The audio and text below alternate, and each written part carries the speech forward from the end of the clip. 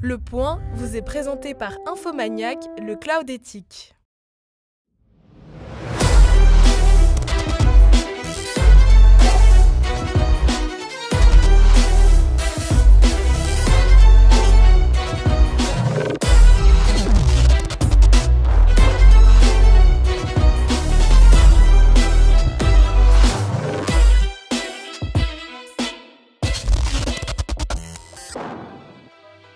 Il est le dernier vrai président de droite en France. Il a été député européen, maire de Neuilly durant plus de 20 ans, ministre du Budget et porte-parole sous François Mitterrand, ministre des Finances et de l'Intérieur sous Jacques Chirac.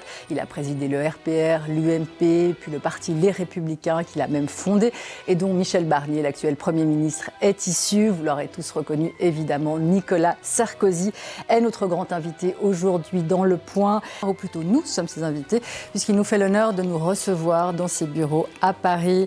Le destin du monde, le destin de la France, le leadership seront au cœur de ce grand entretien événement. Bienvenue à tous dans Le Point.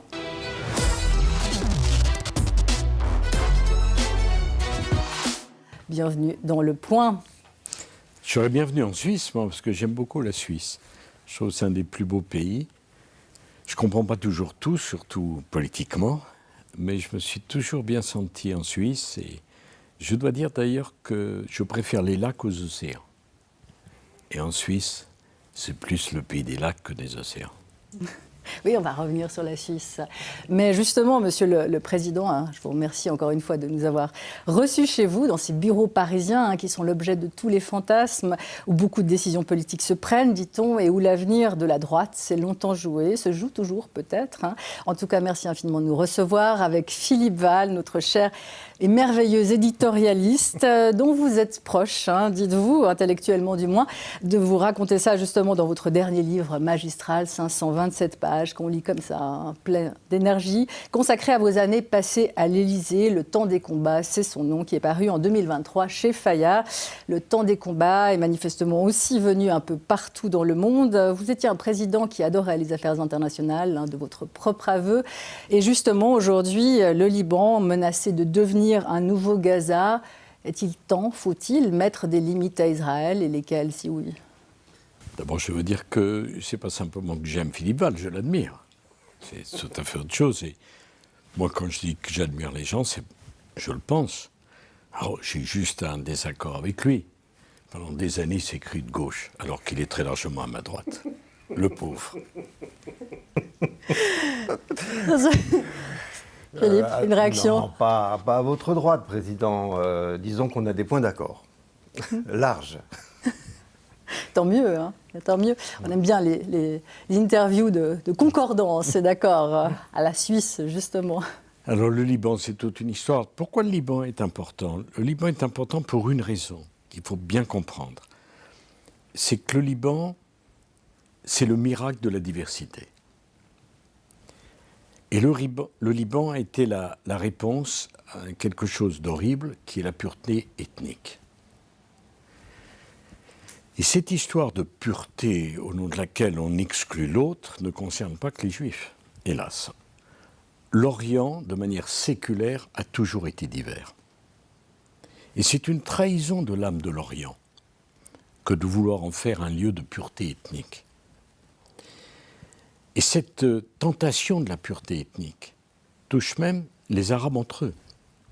Les chiites ne supportent pas les sunnites, qui ne les supportent pas eux-mêmes davantage. Et le Liban est le miracle d'une société multiconfessionnelle, où il reste encore des chrétiens. Je rappelle quand même que les chrétiens, la chrétienté, c'est une religion d'Orient qui a conquis l'Occident. Ce n'est pas une religion d'Occident qui a colonisé l'Orient. Donc la place des chrétiens en Orient, elle est historique, elle est séculaire. Et au Liban, il y a des druzes, il y a des chiites, il y a des sunnites, il y a des chrétiens et des maronites. Et c'est ce miracle qu'il faut préserver. L'Irak était un exemple de diversité. Et on voit ce que devient l'Irak. La Syrie était un exemple de diversité. Et on voit ce que devient la Syrie. Donc, le Liban, qui a longtemps été considéré comme la Suisse de l'Orient, est le témoignage que l'âme orientale, c'est une âme diverses. Je voudrais d'ailleurs dire que la démocratie, au sens où on la connaît, appliquée au Liban, serait une catastrophe. Parce que, au nom de la démocratie, c'est une majorité chiite qui prendrait le contrôle de tous les postes. Alors que, comme vous le savez, dans la constitution libanaise, le Premier ministre doit être sunnite, le président du Parlement doit être chiite, et le président de la République doit être chrétien. Le contraire des règles démocratiques, qui sont, si vous avez une voix de plus que l'autre, vous n'exercez pas le pouvoir. C'est une société multiconfessionnelle qui doit être préservée, pour lequel j'ai beaucoup d'amitié, et les liens entre la France et le Liban sont très importants. Mais qui a amené, vous dites, c'est effectivement cette société multiconfessionnelle avec cette représentativité jusqu'à la tête du Liban, a amené justement une déliquescence de ce pays et puis une prise en otage, verront certains, du Hezbollah. Vous citiez les chrétiens. Ce n'est pas certains qui diront. Le Liban est pris en otage par une organisation terroriste politique qui s'appelle le Hezbollah. La première victime de cette mainmise, ce sont les Libanais. La première agression, c'est celle du Hezbollah, qui a mis en coupe réglée un pays qui ne demandait qu'à vivre démocratiquement. Et même encore aujourd'hui, avec ce qui se passe, il y a beaucoup de Libanais qui se réjouissent, contrairement à ce qu'on pense, de voir les activités du Hezbollah mises au grand jour. Mais il y a aussi beaucoup de chrétiens. Enfin, récemment, justement, il y a un village chrétien qui a été décimé dans les bombardements. Il y a la FINUL, la force de l'ONU, les casques bleus, qui sont présents depuis des décennies au Liban, qui ont été blessés. Justement, Qui ne servent à rien. Est-ce qu'il faut mettre à un moment donné quand même des cautèles à l'action israélienne, et lesquelles ? Le problème, déjà, je voudrais rajouter quelque chose, c'est qu'elle a une mission, la FINUL. La mission, c'est qu'on ne tire pas sur Israël, notamment. C'était d'empêcher de se mettre une force d'interposition. Ça fait des années qu'elle ne remplit pas son contrat, qu'elle est impuissante à le faire. Bon, alors après, on rentre dans une autre discussion, une discussion complexe. En Europe, au XXe siècle, a eu lieu un événement tragique qu'on ne peut pas laisser de côté, qui est la volonté d'extermination des Juifs, non pas par les Arabes, mais par la première civilisation européenne de l'époque, l'Allemagne. Ça s'est passé en Europe, ça ne s'est pas passé en Afrique. Ça s'est passé au XXe siècle, ça ne s'est pas passé au Moyen-Âge. De ce drame, de l'extermination folle de 6 millions de Juifs, est né l'État d'Israël. C'est 1948, 1949. Pour ceux qui aiment et qui voudraient se souvenir, c'est le livre magnifique de la Pierre Collings, Au Jérusalem. Et Israël est né de cette tragédie. C'est un fait politique international majeur qui engage toute l'Europe, parce que c'est en Europe qu'a eu lieu ce drame. C'est la première chose.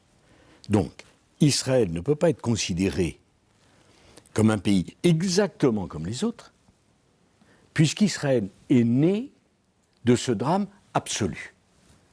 Et nous, les Européens, nous ne pouvons pas faire comme si on n'avait rien vu, ça s'est passé chez nous. Donc, nous, les Européens, nous avons une responsabilité quant à la pérennité d'Israël. Pas pour des raisons politiques, pour des raisons morales. Israël, c'est le lieu où tous les Juifs du monde entier qui ont été tyrannisés, poursuivis pendant des siècles, seront accueillis et espérer être en sécurité. Ça, c'est la première chose. La deuxième chose, je suis les débats avec plus ou moins d'intérêt, mais il m'intéresse beaucoup de voir dans la pensée décolonialiste un certain nombre de gens expliquer que les premiers arrivés doivent avoir tous les droits. Pourquoi on peut défendre ça, et notamment sur la Nouvelle-Calédonie, les Kanaks, étant les premiers arrivés, ont tous les droits. Parfait. Cette règle appliquée à Gaza, Qui sont les premiers arrivés? Je ne parle pas politiquement, je parle historiquement.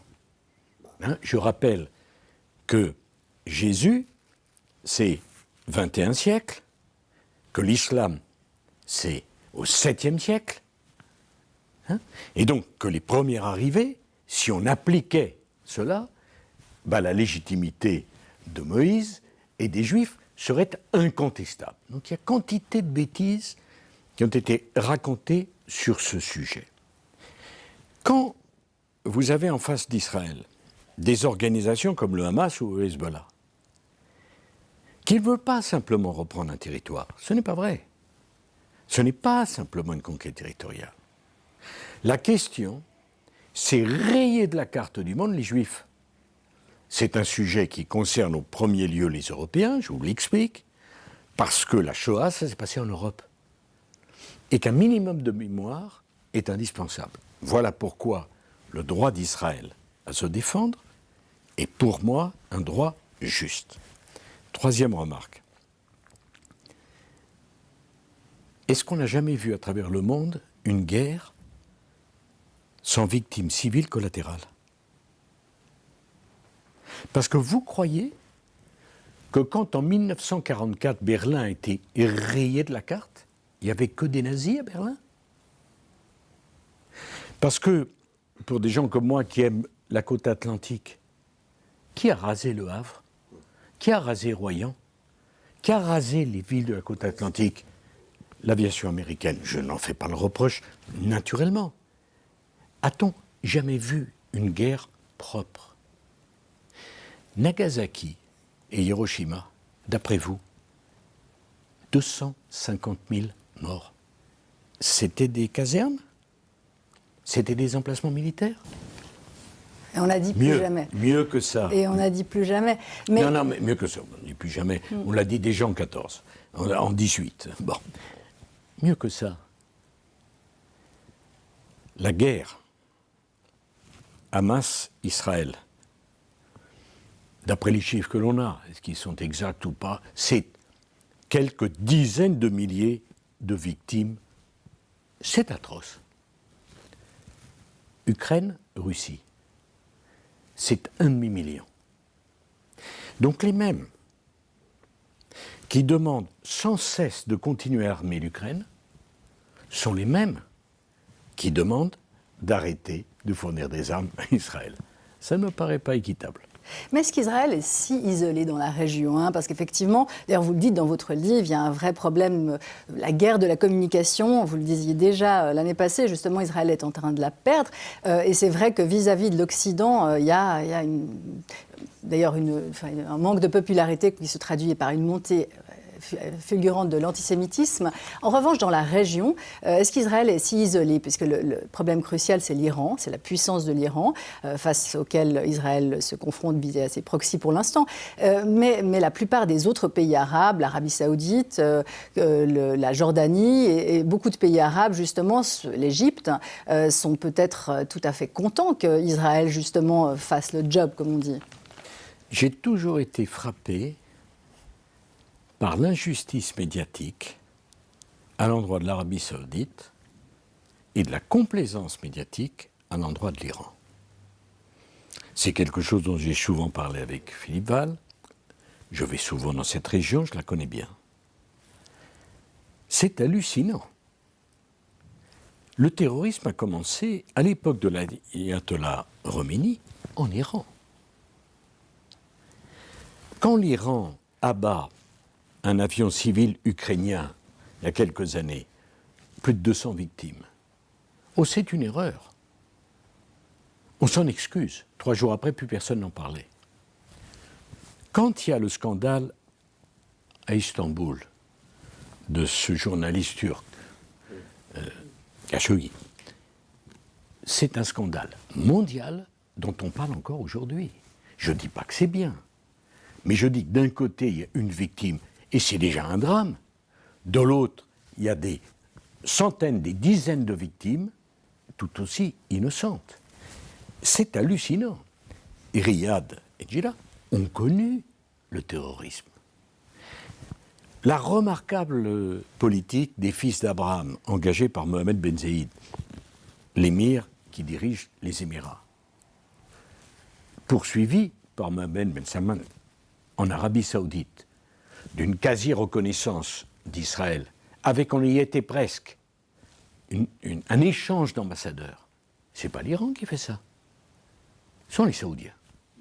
Ce sont les Émiratis, ce sont même les Qataris.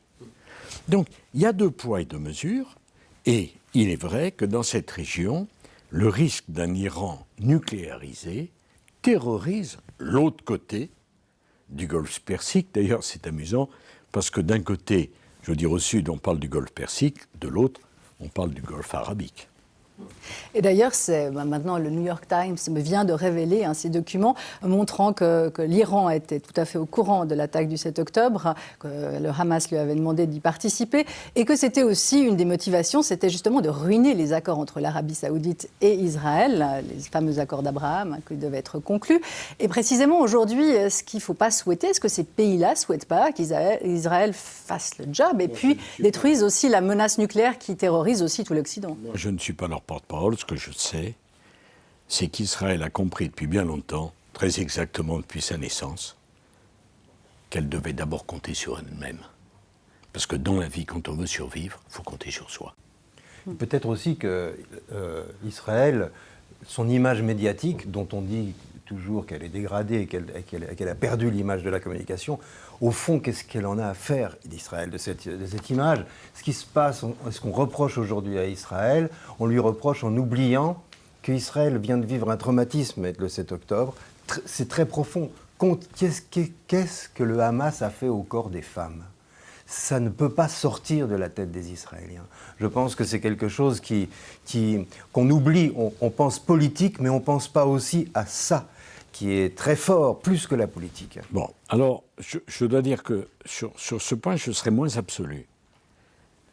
Je connais très bien Benjamin Netanyahou, je l'ai rencontré plusieurs fois, j'ai encore déjeuné avec lui il y a quelques mois, j'ai avec lui des désaccords. Ça n'enlève rien de ce que je viens de dire. Bon. Je pense que gagner toutes les guerres militaires et perdre toutes les guerres de communication, ça peut poser un problème un jour.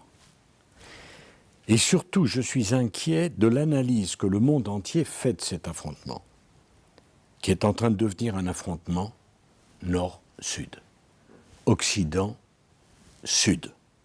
Et ça, c'est très dangereux.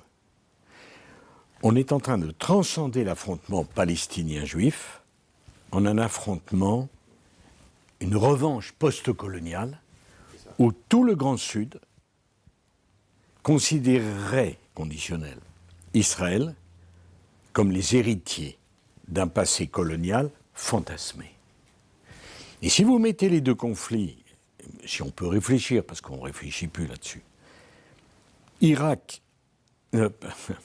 Ukraine, Russie, le monde entier s'en désintéresse. Car il voit ce conflit comme un conflit, excusez-moi l'expression, de blanc. C'est ça, exactement. Alors que le conflit Israël-Gaza n'est plus vécu comme un conflit traditionnel, si j'oserais le dire, j'emploie les mots avec des guillemets, arabe, palestinien, juif, mais un conflit sud et ce qui reste de l'Occident. Et ça, c'est très grave, avec les 2 tiers de la planète qui pensent que nous, les Occidentaux, les Européens, nous traitons injustement Gaza par rapport au soutien disproportionné apporté à l'Ukraine dans une guerre qui, de leur point de vue, est une guerre qui ne les concerne pas.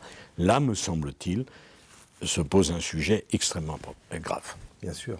Et tout ça parce qu'Israël est un pays d'Europe, au fond. Symboliquement, c'est un pays d'Europe, comme il y a toujours eu un bout d'Europe au Moyen-Orient. Alexandrie a été un bout d'Europe. Le Liban, que vous décriviez tout à l'heure, était un bout d'Europe, d'une certaine façon. Au Moyen-Orient, quelque chose de gens qui peuvent vivre ensemble. Oui, mais ce qui me frappe dans les relations internationales, voyez-vous, c'est l'incapacité de nombre d'observateurs à intégrer la complexité des situations. En Orient, rien n'est noir et blanc. Et dans la politique internationale, c'est beaucoup plus compliqué que ça. Si vous prenez l'Ukraine, il y a une partie de l'Ukraine qui est incontestablement européenne et une autre qui est profondément slave. Si vous parlez d'Israël, on est naturellement en Orient avec des racines qui sont bien évidemment, ne serait-ce que par la manière dont Israël s'est peuplé, européennes. Et il faut mettre cette complexité.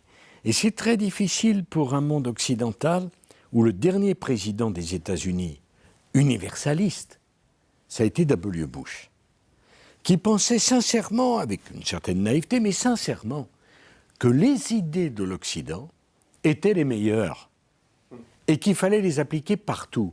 C'est fini. Chacun, sur son continent, pense qu'il a sa culture, son identité. Et nous devons arrêter d'analyser et de voir tous les problèmes à l'aune de nos seules valeurs et intégrer que celui qui est en face ne dit pas que des bêtises. Il a sa propre histoire, il a sa propre logique, il a ses propres convictions. Cette idée de Bush, avec qui j'ai souvent parlé, que, par exemple, la démocratie et les valeurs occidentales devaient s'appliquer partout, sans tenir compte de la diversité des situations, des histoires, des religions, c'est fini.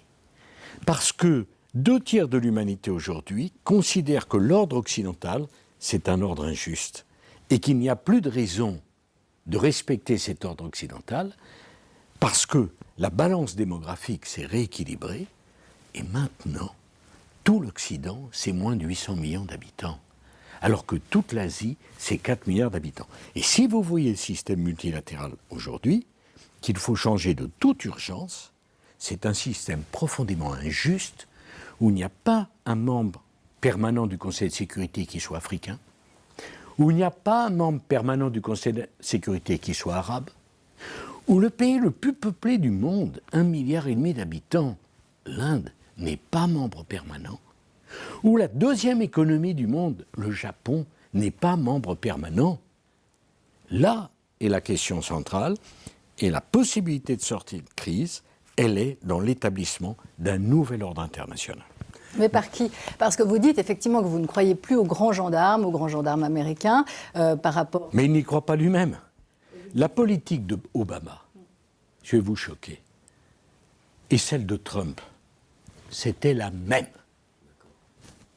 Je ramène tous les Américains chez nous, American First. C'était la même. Donc le grand gendarme, il n'y croit plus lui-même. Et qu'est-ce que c'est, le grand gendarme? Vous savez, c'est la démographie qui fait l'histoire. C'est pas l'histoire qui fait la démographie. Voilà. Et si on ne comprend pas ça, on ne comprend pas que l'axe du monde a muté de l'ouest vers l'est. Là où se trouve l'essentiel de la population du monde. Mais néanmoins, on ne devrait pas... Je vais juste finir sur ce point-là. Précisément, il y a aussi, ça veut dire aussi de se retirer des financements ukrainiens, se retirer pour laisser finalement les belligérants se débrouiller entre eux, et de se retirer de... Parce que vous le dites aussi pour Gaza, Israël, les Palestiniens et les Israéliens feront, eux, la paix quand ils l'entendront. Ce n'est pas nous qui allons l'imposer. Donc... Ça, j'en suis sûr. Ça, c'est de la même façon que c'est les Allemands et les Français qui ont tourné la page par la réconciliation. De Louis XIV à 1945, les Français et les Allemands s'est affrontés tous les 30 ans. C'est le traité de Westphalie, depuis les traités de Westphalie. Exactement, tous les 30 ans. Moi, j'ai été élevé par mon grand-père qui détestait les Allemands. Je sais parfaitement comment on les appelait à la maison. Et je ne suis pas sûr que dans l'Allemagne profonde, il y ait un respect ou une admiration énorme pour les Français. Et c'est pour ça que je n'ai jamais voulu dire un mot contre les Allemands, parce que c'est trop grave. Avec les Italiens, on peut s'engueuler, ça n'a aucune importance, on est les mêmes. Avec les Allemands, non.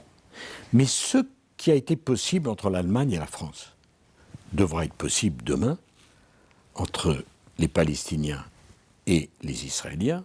Il n'y a pas d'autre solution que la politique des deux États. Et demain aussi entre les Ukrainiens et les Russes. Je voudrais rappeler quelque chose qui est complètement oublié. Quelle a été la première capitale de la Russie? Pas Moscou, c'est Kiev.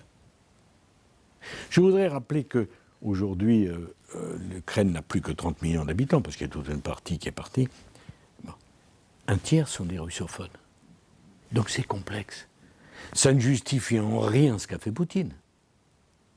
Mais ça oblige à voir et analyser ce conflit, non pas comme en Europe avec émotion, entre le bien et le mal, entre le noir et le blanc, mais avec toute la complexité de l'histoire entremêlée de ces pays et de ces sociétés.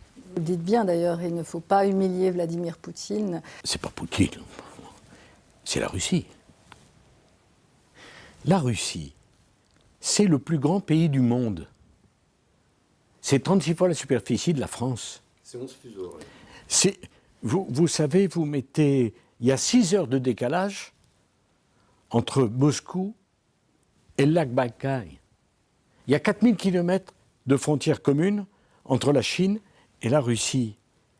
Ce n'est pas la question de Poutine, c'est la question de la Russie. Et ce pays, la Russie, c'est le plus grand pays du monde, a toujours été déchiré entre sa tentation ouest, l'Europe, ou sa tentation est. Moi, je suis de ceux qui pensent que les Chinois sont assez forts, c'est pas la peine de pousser les Russes dans les bras des Chinois. Ce que je dis, c'est que du bon sens. Et je suis de ceux qui pensent que ce conflit aurait pu être évité. Et peut-être ai-je quelques qualités pour le dire, puisque le conflit avec la Géorgie, à mon époque, a été réglé en 2 mois. Les chars de M. Poutine étaient rentrés jusqu'à 25 km de la capitale géorgienne. Ils sont sortis. Bon, 1 demi-million de morts, c'est pas suffisant, il faut continuer. Il faut bien qu'un jour... Vous savez, et c'était ma différence avec M. Netanyahou, la guerre n'a jamais résolu tous les problèmes. Et il faut toujours penser à la sortie de la guerre. Et nous, en Europe, on connaît bien ça. La sortie de la Première Guerre mondiale, qui est d'ailleurs la seconde, puisqu'il y a eu 1871. Hein ? L'humiliation de l'Allemagne, ça a amené quoi ? Ça a amené quoi ? Ça a amené une catastrophe. Donc, ce n'est pas que l'humiliation de l'Allemagne. C'était la crise économique, ça a été une poussée nationaliste qui préexistait déjà. Bon, il y aurait beaucoup de choses à dire sur la poussée nationaliste. On était surtout à une époque avec la poussée bolchevique. Hein ? C'était surtout ça. Mais les pays ne changent pas d'adresse. Vous pouvez faire ce que vous voulez. L'Allemagne et la France, on reste ensemble. Et on en a fait quelque chose qui a été l'Europe. Eh bien, les Israéliens et les Palestiniens devront apprendre à vivre ensemble. Et de toute manière, l'espace qui se situe entre la Russie et l'Allemagne, où il y a l'Ukraine, il va bien falloir qu'un jour, on apporte des garanties pour que cet espace puisse vivre en sécurité. Moi, je me suis opposé à l'entrée de l'Ukraine dans l'OTAN avec Mme Merkel. Pourquoi ? Pourquoi ? Eh bien parce que j'ai suivi la même chose que Kennedy, au moment de Cuba. Qu'a dit M. Kennedy, président des États-Unis à Cuba ? Qu'est-ce qu'il a dit en 1962 ? Je ne laisserai pas des missiles soviétiques à 162 km des frontières de mon pays. Pourquoi vouloir mettre l'Ukraine dans l'OTAN ? Pour agiter les Russes qui n'en ont pas besoin. On peut parfaitement donner des garanties territoriale et de sécurité à l'Ukraine, sans se lancer dans une politique d'élargissement de l'OTAN qui détruit l'OTAN et qui crée les conditions d'une guerre dramatique à un endroit du monde où on avait besoin de paix. Mais est-ce qu'il n'y a pas un problème de gouvernance, de leadership aujourd'hui ? Vous citiez Angela Merkel, vous citez des grands présidents américains. C'est vrai qu'aujourd'hui, quand on voyait la photo du G20 à votre époque, d'ailleurs elle est représentée dans votre bureau, ça avait une autre gueule que celle d'aujourd'hui. Est-ce que la faiblesse de nos gouvernants en Occident n'est pas aussi une clé d'explication ? Comme c'est gentil, ce que vous dites. Mais derrière la gentillesse, je veux dire une chose qui est plus profonde, me semble-t-il. Ce n'est pas tant la question des hommes ou des femmes. Sous la pression des réseaux sociaux et de la pensée woke, et quand je dis pensée woke, c'est un compliment exagéré, parce que penser, je pourrais le retirer. On laisse à croire que la société est horizontale, que tout se vaut. La société, madame, n'est que verticalité.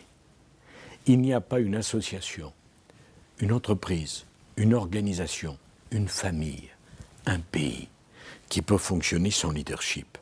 Et c'est toute la limite de notre système démocratique. Dès qu'il y a un leadership, on veut l'abattre.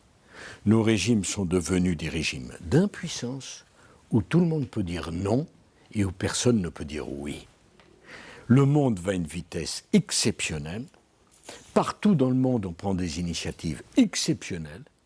Et chez nous, on met 40 ans pour ne pas faire l'aéroport de Notre-Dame-des-Landes. Quand Mohamed Ben Zayed, MBZ, l'émir d'Abu Dhabi, réalise ce geste incroyable des fils d'Abraham, puisque aujourd'hui à Abu Dhabi, vous avez une mosquée, une église et une synagogue, construites dans les mêmes matériaux, sur le même terrain, au même endroit et de la même hauteur. Je m'y suis rendu à 3 reprises. Il n'y a pas un policier autour. Vous m'entendez? Parlant avec MBZ de cette situation, c'est fantastique ce que vous avez fait. Il me dit, vous croyez que si j'avais demandé l'avis des riverains, on l'aurait fait? Ils l'ont fait en 5 années. Voilà la différence, et voilà ce qui explique l'émergence de l'Asie, parce que on est déjà, dans ce golfe Persique, au prolégomène de l'Asie. Et il y a une aspiration, une partie de la population occidentale réclame des hommes ou des femmes fortes, une volonté de plus d'autorité aujourd'hui. Est-ce que justement ces modèles d'État du Golfe, même si ça serait pas... Non, pas... je ne dis pas un modèle, mais ça m'intéresse. Moi, Philippe Val le sait bien, je voyage très souvent. Je pense que nos sociétés occidentales ont beaucoup perdu en perdant l'intérêt pour le sacré. La présence des églises dans nos villages, peut-être vais-je vous choquer une nouvelle fois, est aussi importante pour celui qui croit que pour celui qui ne croit pas. L'église, pour celui qui croit, c'est un lieu où il peut rencontrer le bon Dieu, mais il peut le rencontrer dans son cœur. Tandis que pour celui qui ne croit pas, l'église, c'est son paysage, c'est son enfance, c'est son décor, c'est ses repères, c'est ses références. C'était d'ailleurs la magie de la remarquable affiche de campagne de 1981 de François Mitterrand, qui a quand même, leader de la gauche, fait campagne avec le clocher, ce qui n'est que l'illustration de ce que je viens d'essayer de vous expliquer. Quand on répond laïcité à tout, je suis très attaché à la laïcité. La laïcité, c'est une règle de vie importante. Mais vous n'allez pas mourir pour la laïcité. La laïcité ne remplace pas le sacré. Alors le sacré, vous pouvez le trouver dans l'art. Parce qu'il y a quelque chose de sacré dans l'art. Pourquoi? Parce que l'art est le seul domaine de la vie où le progrès n'existe pas. Parce que l'art est parfait. Donc on ne peut pas être mieux que parfait. Quand vous regardez la Pietà de Michel-Ange, qu'il a sculptée à 22 ans, à droite en rentrant dans Saint-Pierre, que le marbre, c'est le matériau le plus dur au monde, et que vous avez l'impression que le voile de la Vierge va s'envoler, vous n'avez pas besoin de croire au bon Dieu pour être ému devant la Pietà. Parce que la Pietà, c'est sacré, même pour celui qui ne croit pas. C'est ça. Et c'est d'ailleurs, le rapport à l'art est quelque chose qui nous passionne, Philippe Val et moi, parce que c'est la seule spécificité avec l'être vivant, dans le vivant. Les termites font des cathédrales pour vivre. Nous, on fait des cathédrales pour nous inscrire dans l'éternité alors que nos vies durent le temps d'un timbre-poste. Les oiseaux font des couleurs magnifiques pour se défendre. Ah oui, nous, on a Cézanne. Vous comprenez ce que je veux dire? Donc, le rapport...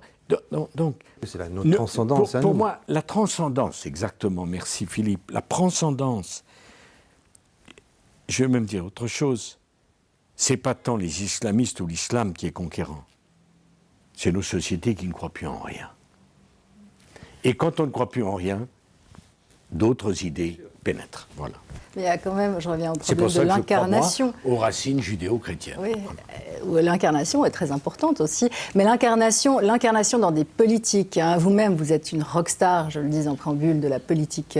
D'ailleurs, quand mon fils est né, qui est né pendant votre quinquennat, a su que je venais vous interviewer, il m'a dit il faut absolument que tu me ramènes un autographe. Ouais, vous vous rendez Un compte enfant ce de que vous me 15 dites ans. C'est même pas votre enfant, votre dernier, c'est l'aîné. Bon, alors ça me ramène à mon passé. Mais chez les jeunes, vous êtes une rockstar. Comment expliquer justement ce phénomène-là? Que l'on m'aime ou qu'on ne m'aime pas, ce que je dis, on sait que c'est ce que je pense. Ça, c'est vrai.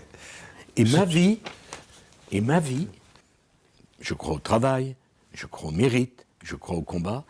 Quand je parle de ça, qu'on soit de gauche, d'extrême gauche ou de droite, on me croit, parce que c'est ma vie. Et ce que vous appelez l'incarnation, c'est pas une question de rockstar. C'est même pas une question de talent, parce que le talent, c'est très partagé. Il y en a beaucoup plus qu'on l'imagine. C'est une question d'adéquation entre ce qu'on dit, ce qu'on est et ce qu'on pense. Parce que la télévision, figurez-vous, s'écoute avec les yeux. Elle ne s'écoute pas avec les oreilles. Que les gens qui nous regardent en ce moment, ils regardent un ensemble.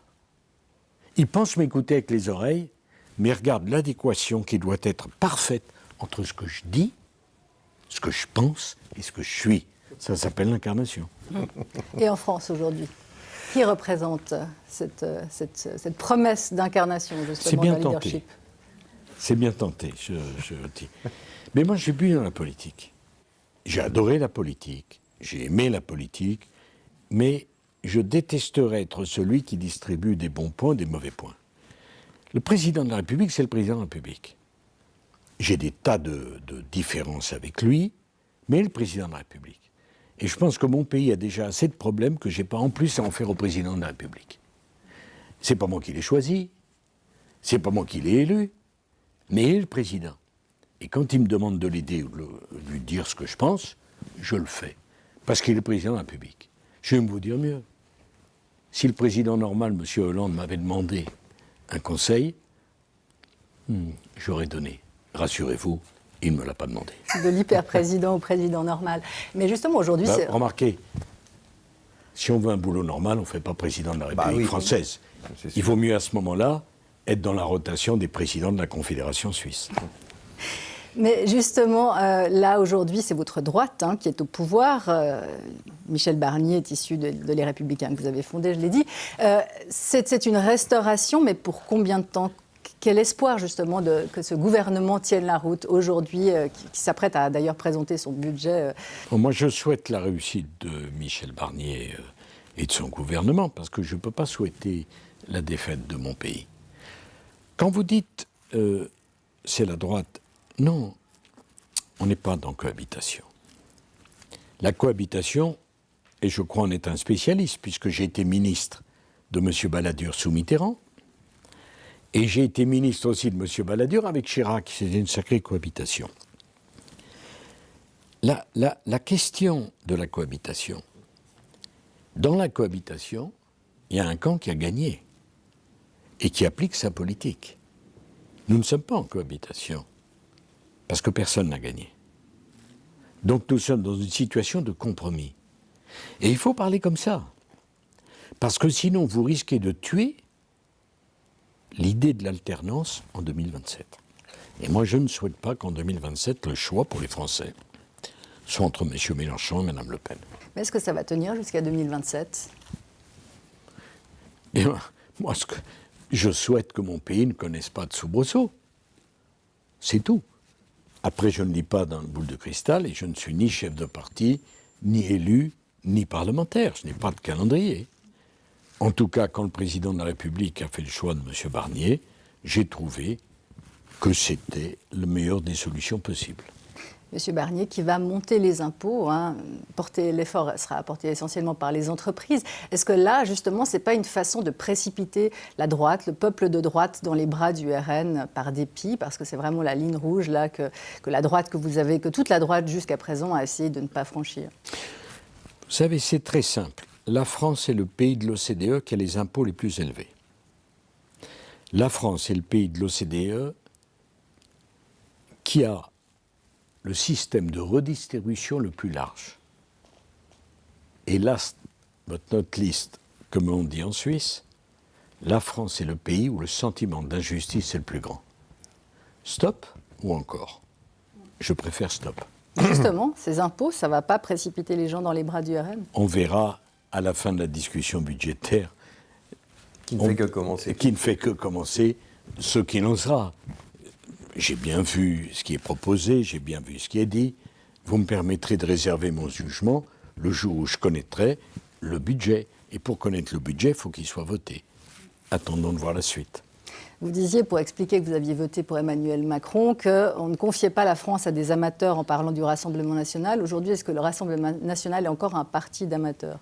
Non, j'ai pas dit ça exactement comme ça. Non. D'abord, je trouve invraisemblable que l'on dise que le Rassemblement national n'est pas républicain. C'est quelque chose. Alors là, s'il n'est pas républicain, pourquoi on lui permet d'avoir des candidats aux élections? Comment un parti qui a plus de 100 députés pourrait ne pas être républicain? Ça n'a pas de sens. Un professeur de sciences politiques, Georges Lavaux, expliquait à l'époque que le Parti communiste, censé être un parti révolutionnaire, à partir du moment où présentait des candidats aux élections, quittait le statut de parti tribunicien pour devenir un élément stabilisateur de la République. Donc, Mme Le Pen a eu 11 millions de personnes qui ont voté pour elle, il serait peut-être intéressant de les entendre. Quand j'étais président de la République aux candidats, ni M. Le Pen, ni Mme Le Pen n'ont passé le premier tour. Et les élections européennes que j'ai conduites en 2009, ils ont fait 6%. Donc, le problème de la force du Front National, vous le savez, je ne le vois pas comme ça. C'est ce proverbe chinois. Quand le sage montre la lune, l'imbécile regarde le doigt. Le problème n'est pas la force du Rassemblement national, c'est la faiblesse de la droite républicaine. Marine Le Pen, justement, est actuellement, on menace de prendre 10 ans d'inéligibilité. Est-ce que ça serait un coup fatal pour le Rassemblement national ou au contraire, justement, l'opportunité peut-être de lancer quelqu'un comme Jordan Bardella qui rassemblerait plus? Vous savez, moi je crois qu'en démocratie, on gagne et on perd dans les urnes, pas dans les prétoires. Vous disiez, je crois à mes racines judéo-chrétiennes. Je pense aussi, comme vous, que l'Europe est constituée de ça profondément. Et pourtant, il y a une montée incroyable de l'antisémitisme en Europe et en France particulièrement, et notamment depuis le 7 octobre dernier. Je sais que vous étiez au Dôme de Paris, puisque j'y étais également la semaine dernière. Comment analysez-vous cette montée de l'antisémitisme en France? Ses causes? Bon, d'abord, sur les racines judéo-chrétiennes, je pense que ce fut une grave erreur au moment où Valéry Giscard d'Estaing souhaitait promouvoir une constitution européenne que de ne pas faire référence aux racines judéo-chrétiennes. C'est une grave erreur. Pourquoi en avoir honte? Pourquoi s'en excuser? Donc tout un tas de gens ont dit ça y est, c'est l'Europe qui va détruire notre identité. 2. 14 kilomètres séparent l'Europe et l'Afrique à Gibraltar, et on peut aller à pied d'Europe en Afrique par la frontière entre la Grèce et la Turquie. Donc, dans 30 ans, l'Afrique sera à 2,5 milliards d'habitants, l'Europe sera passée de 500 millions à 450 millions. La crise migratoire n'a pas commencé. Elle n'a pas commencé. Elle n'a pas commencé. Donc, la question identitaire est essentielle. Un peu comme en ski. Quand vous tombez en ski, tout le monde vous dira, il faut se laisser glisser, être souple et attendre que ça s'arrête. Le réflexe humain, c'est de se crisper. Eh bien, devant le risque de disparition identitaire, la crispation des peuples, c'est la montée du populisme. Donc, on en est là. Alors après, l'antisémitisme, enfin, cher Philippe Val, l'antisémitisme, c'est aussi vieux que le monde. On n'a pas attendu le 7 octobre pour voir l'antisémitisme. Non, mais là, il était boosté, là, quand même. Oui, enfin, j'ai beaucoup travaillé, comme vous le savez, sur Georges Mandel. Oui. Et sur les rapports entre l'antisémitisme et la vie politique française. Gringoire et compagnie. Ça a toujours existé. C'est un cancer de l'être humain. De l'Europe, peut-être, non? Mais la Shoah, Il n'y a pas un Arabe qui est impliqué dans la Shoah. La Shoah, c'est les Européens. C'est trop facile d'aller expliquer que c'est les Arabes qui n'aiment pas les Juifs, alors même que nous, en Europe, la civilisation germanique a voulu faire disparaître les Juifs de la surface de la planète. Donc, l'antisémitisme, le racisme, l'exclusion de l'autre, ce n'est pas l'apanage de l'Europe. Il y a du racisme en Afrique, il y a du racisme en Asie. Allez en Chine, et vous me direz si c'est une société diversifiée. Bon. Donc, la question de l'antisémitisme, alors c'est autre chose, ici, maintenant, a toujours été sous-estimée, notamment par la gauche. J'ai un souvenir très précis, lorsque je suis devenu ministre de l'Intérieur en 2002, j'ai succédé à M. Vaillant. Il n'y a que moi qui cite son nom aujourd'hui, pauvre homme. Quand une synagogue était incendiée en 2002, c'était répertorié dans les statistiques du ministère comme incendie d'un bâtiment administratif. C'est exactement comme les statistiques d'immigration. On n'a pas le droit, on se demande pourquoi, de dire qui vient, d'où, quand et comment. Mon père est hongrois, était hongrois. Ça ne me gêne pas qu'on le dise. Donc, l'antisémitisme a été sciemment dissimulé, sous-estimé, et la nouvelle forme de l'antisémitisme, c'est l'antisionisme. J'aime les Juifs, mais j'aime pas Israël. Ah oui, sauf qu'Israël, c'est l'État juif. Bon, donc, on transforme des sentiments ignobles dans une nouvelle appellation, mais ça reste la même chose. Enfin, un dernier point, je ne pense pas que on me dit souvent, ah mais l'antisémitisme et le racisme, c'est l'éducation nationale. Non. Non. Parce que si on a besoin d'expliquer à ma fille qu'on ne frappe pas une fille parce qu'elle est juive, c'est que c'est déjà trop tard. L'antisémitisme, comme le racisme, ne s'explique pas. Il se combat et se sanctionne, se punit. Et ce qui est le problème aujourd'hui, c'est que trop souvent la main tremble. Vous parliez de crispation identitaire. Le problème aussi en Occident et surtout en Europe, c'est la baisse du pouvoir d'achat, l'appauvrissement progressif. On voit là, évidemment, en France, la grande affaire, c'est Sanofi, c'est la vente du Doliprane peut-être à une entreprise, à un fonds américain. En Allemagne, il y a le Volkswagen. Est-ce qu'il y a un espoir que les Européens redeviennent un continent prospère, ou bien il faut expliquer aux gens désormais que, ma foi, ils vont s'appauvrir de plus en plus, et avec les conséquences que ça peut avoir? Non, je ne crois pas ça. Je crois que le problème, c'est la naïveté extrême des dirigeants européens et du système européen administratif qui est hallucinant. On veut faire de l'Europe l'avant-garde de la lutte contre les émissions de carbone. Très bien. Moyennant quoi, on détruit nos usines, et on commande, comme on n'a jamais commandé, à la Chine, qui, pour fournir la demande mondiale, a réouvert toutes ses centrales à charbon.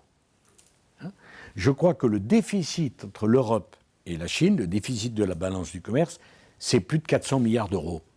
Donc, ce qu'on ne fait pas en Europe, au prétexte que ça serait polluant, on le fait faire par la Chine, qui a rouvert toutes ses usines.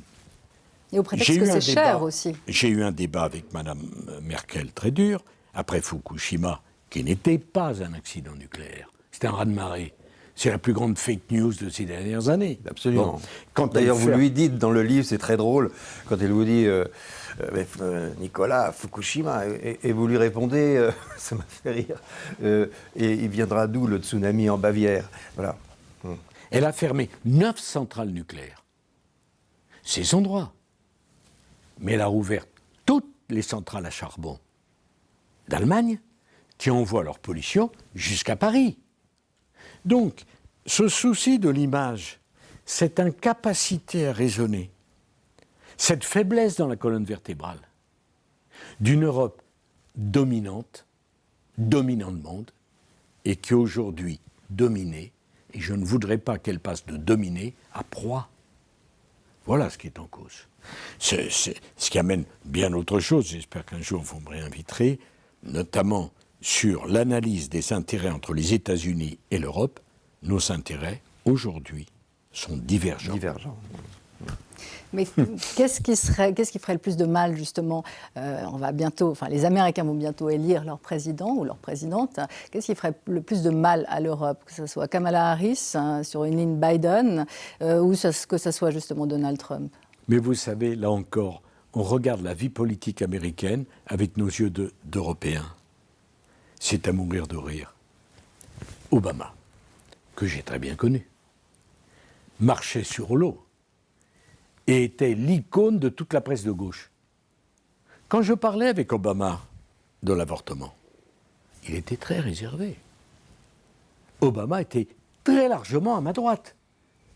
Vu de cette pauvre presse de gauche française, il était l'icône.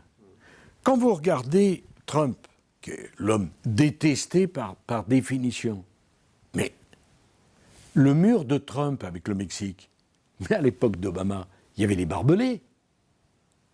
La politique d'immigration entre Trump et Obama, elle n'a pas changé. Essayez d'envoyer vos enfants aux États-Unis, essayez d'obtenir la green card, essayez d'avoir un poste dans l'administration américaine si vous n'êtes pas américain. Mais nous, qui sommes incapables de voir autre chose qu'à travers nos propres lunettes, on dit il y a le bien, il y a le mal. Donc la dame, c'est le bien, le monsieur, c'est le mal. Mais c'est beaucoup plus compliqué que ça. Parce que les repères politiques qui sont les nôtres ne correspondent en rien aux repères politiques américains. Qu'est-ce qu'ils vont choisir? Je ne suis pas américain. Et moi, je pense qu'il faudra s'entendre avec celui qui sera choisi par les Américains. Je déteste, vous m'entendez? Je déteste cette idée qu'on doit aimer un pays quand c'est Obama et qu'on doit le détester quand c'est Bush. On ne peut pas ramener 400 millions d'Américains à la seule sympathie pour un président ou antipathie pour un autre. Donc vous ferez comme moi, vous attendrez les élections américaines, ni vous, ni lui, ni moi nous le votons, et le choix qui sera celui des Américains sera le bon choix.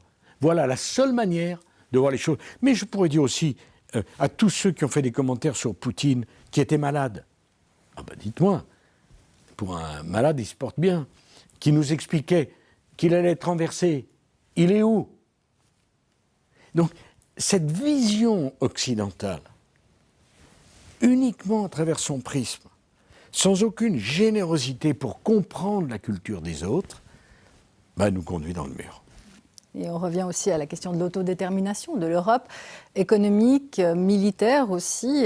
D'où viendra-t-il le salut? Moi, je pense, et c'est peut-être la fin de notre entretien, c'est que je pense qu'il y a une génération extraordinaire qui a bâti la réconciliation. Et ça, c'est fantastique. L'Europe a tenu à fonctionner pendant les 7 dernières décennies de manière assez remarquable. Le cadre actuel n'est plus adapté. Il faut réinventer, je dis bien réinventer, l'Europe des 70 ans à venir. Et s'il y a une erreur dramatique qui a été faite, c'est celle qui a considéré, a pensé que le Brexit était un problème anglais. Le Brexit était un problème européen, qui concernait tous les pays. Et ce qu'ont dit les Anglais à cette époque-là, tous les Européens auraient pu le dire. Oui, bien sûr. C'est ça la question d'immigration, d'ailleurs, au fond. Pas simplement l'immigration, l'identité, la volonté de reprendre en main son destin, l'idée que la politique se faisait à Londres et pas simplement à Bruxelles, le fait que l'Europe peut fonctionner s'il a des politiques prioritaires, mais qu'elle renvoie aux États un certain nombre de règles, ce fut une erreur de ne pas en tenir compte. Et est-ce que la Suisse, justement, a raison de vouloir rester un petit îlot isolé au sein de l'Europe? Mais la Suisse, c'est un miracle. La Suisse, c'est un miracle. D'abord parce que c'est le miracle de la diversité. À ma connaissance, Zurich ne ressemble pas exactement à Lausanne.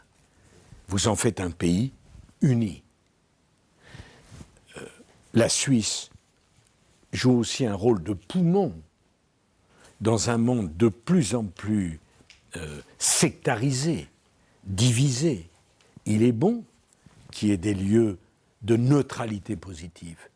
Moi, je n'ai jamais vu la neutralité comme quelque chose, je m'en lave les mains. Je la vois comme un sas un sas de décompression. J'ai bien vu que la Finlande, maintenant, était rentrée dans l'OTAN. Mais ça ne lui a pas si mal réussi à la Finlande d'être neutre. Pendant des années, des décennies.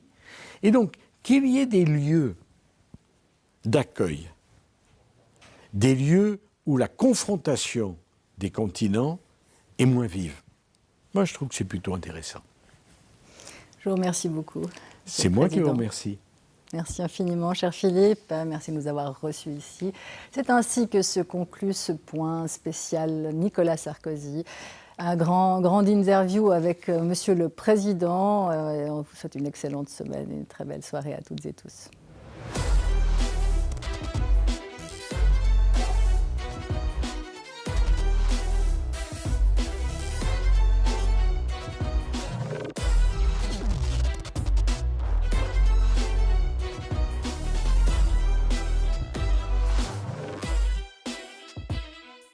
Infomaniac, le Cloud éthique vous a présenté le point.